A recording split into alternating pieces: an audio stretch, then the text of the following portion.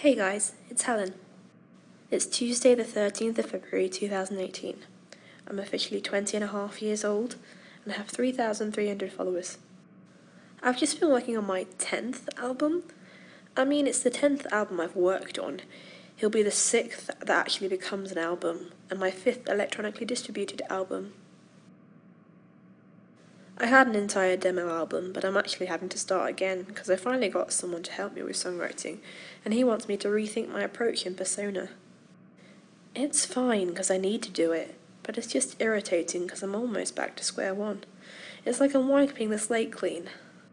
So now I have a clean slate and 1,000 things to put on it, and I have to reimagine myself, which isn't easy.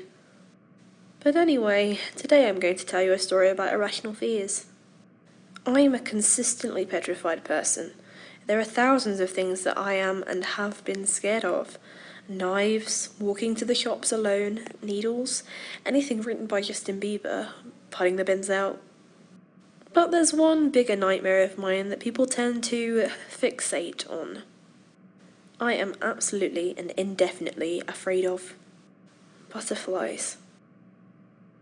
Stop judging me, I'm a serious classical musician. Butterflies are perfectly fine, as long as they're far away from me. Now, when I was about 8 or 9, my school decided it'd be great to take a trip to a nearby reservoir called Rutland Water. This was famous in Leicestershire for its wildlife preservation schemes. One of which, and the first we encountered, was a tropical butterfly house. Can you sense the years of trauma in my voice? Of course, I didn't know then that entering would be a problem. Surprisingly enough, I'd never been in a room full of butterflies before. Now you think that an 8-year-old would cry, right? And then someone persuades them it's not so scary and they're okay? I had an existential crisis. I was so stunned and petrified that I just stood there, eyes wide, frozen, desperate to leave. It got to the point. There were these crocodiles in the water of the enclosure. I didn't know they were fake. I was ready to sacrifice myself to the crocodiles just so I can get away from the butterflies. A room full of butterflies was so traumatic that my 8-year-old self considered suicide.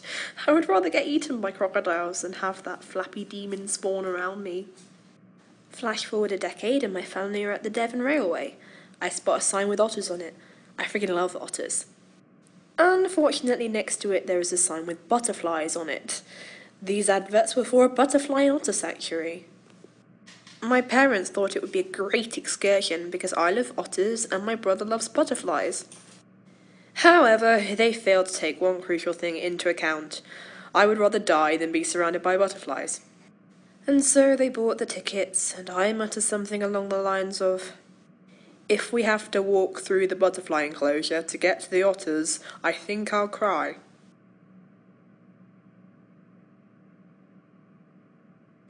If I wasn't 18, I would have called Childline.